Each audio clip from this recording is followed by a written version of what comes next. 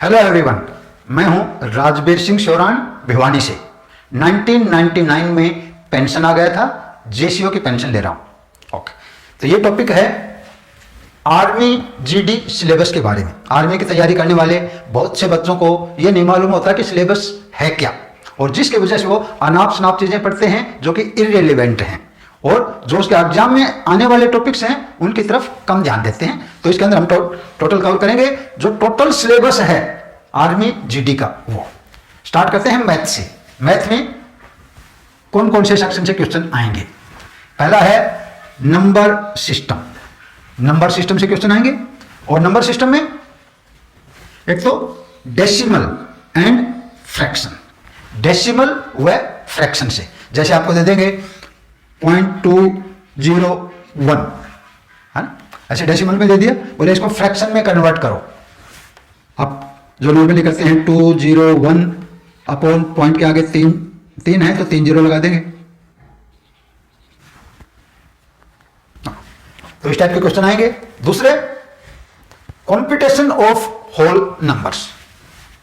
Computation of whole numbers, यानी whole numbers का जमा गुणा भाग, यानी बदमाश तरीके वाले।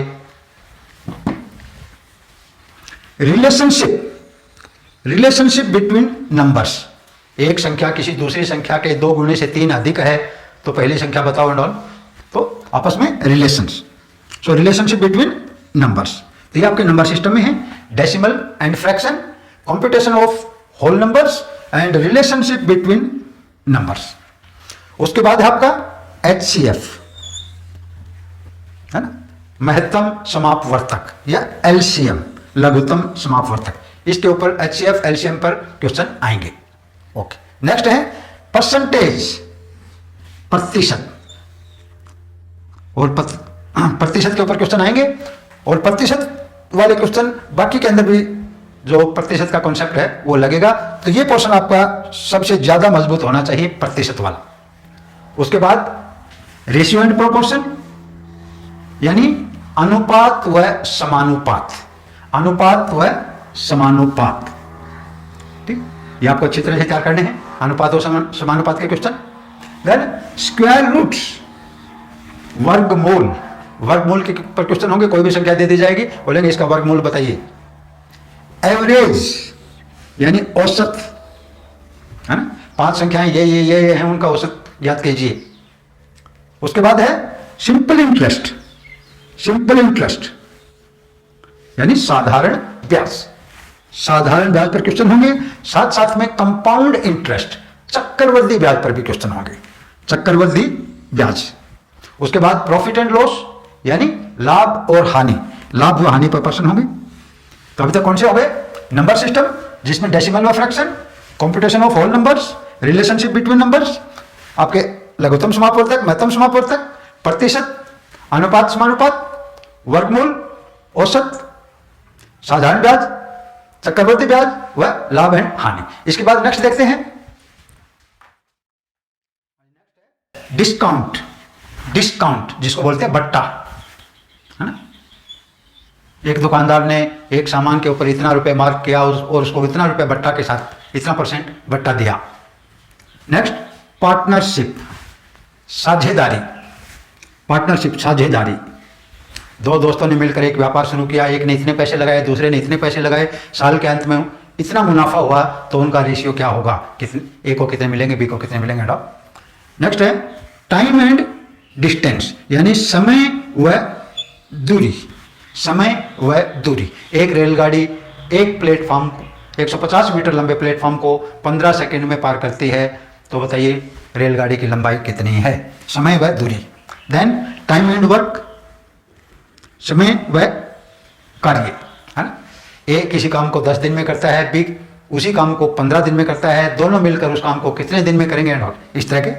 उसके बाद एल्जेब्रा। एल्जेब्रा यानी बीजगणित। बीजगणित में आएंगे आपकी बेसिक एल्जेब्रिक प्रॉब्लम्स। जो एल्जेब्रा के जो बेसिक प्रॉब्लम्स हैं वो आएंगे, यानी बेसिक फॉर्मूले याद होने चाहिए, उन्हीं फॉर्मूलों के बेस के ऊपर क्वेश्चन होंगे, यानी आपके क्लास 10th लेवल वाले। नेक्स्ट है ज्योमेट्री।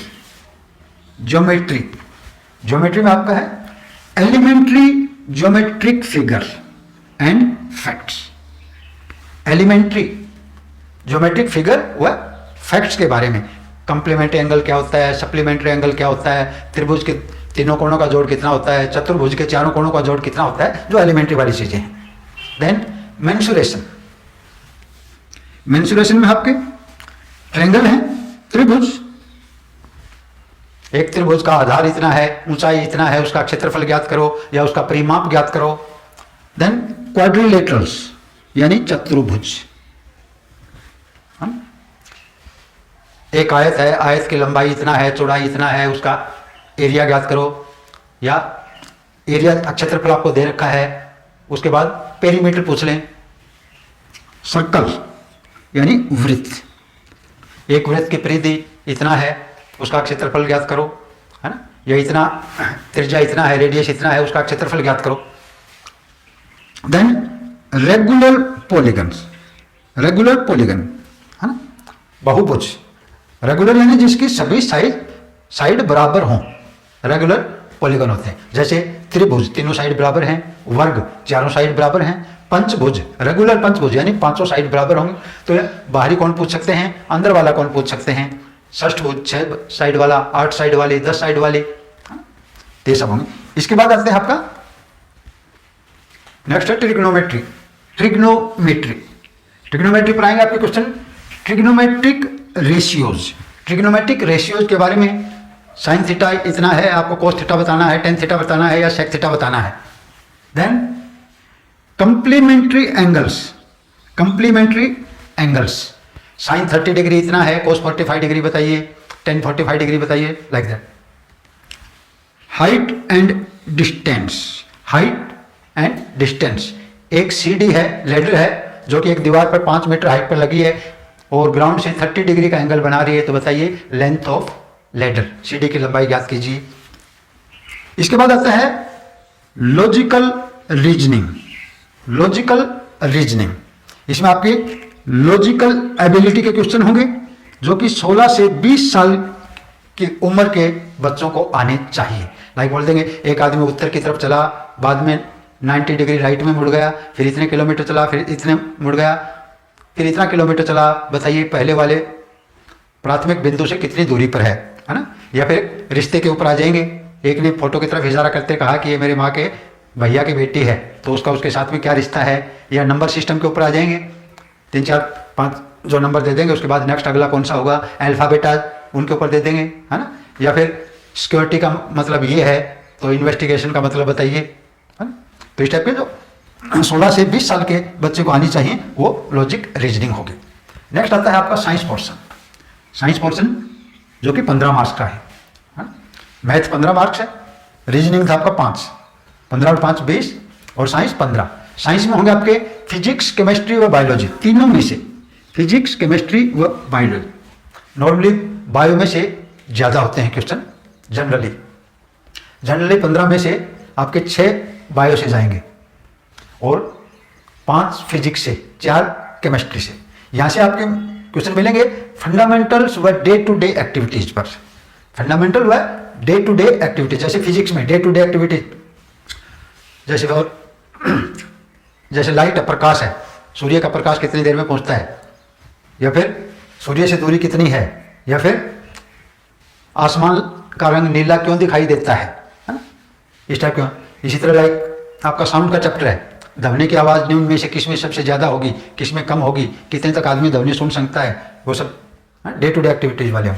केमिस्ट्री वही डे टू डे एक्टिविटी वाले, लाइक टमाटर में कौन सा अम्ल होता है, ऑक्जेलिक अम्ल, नींबू में कौन सा होता है, इमली में कौन सा होता है, टार्टिकलाइजर, इस टाइप के जो कुछ बेसिक फार्मूलेज हैं वो सब मालूम होना चाहिए। साधारण नमक का फार्मूला क्या है, भारी जल का फार्मूला क्या है, हाइड्रोजन पेरोक्साइड का फार्मूला क्या है, खाने का सोडा उसका फार्मूला क्या है ना, कपड़ा धोने का सोडा उसका फार्मूला क्या है, तो बेसिक टाइप के रहेंगे।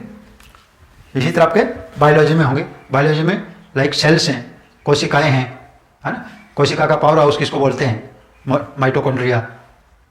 तो इसी तरह इनके कोशिका के ऊपर क्वेश्चन होंगे। देन प्रोटोप्लाज्म, प्रोटोप्लाज्म के ऊपर क्वेश्चन होंगे इनके। देन टिश्यूज के ऊपर होंगे, टिश्यूज यानी उत्तक, group of cells, then growth and reproduction in plants and animals, plants व एनिमल्स के का ग्रोथ होना, बढ़ना व रिप्रोडक्शन होना, वो सब क्वेश्चन होंगे।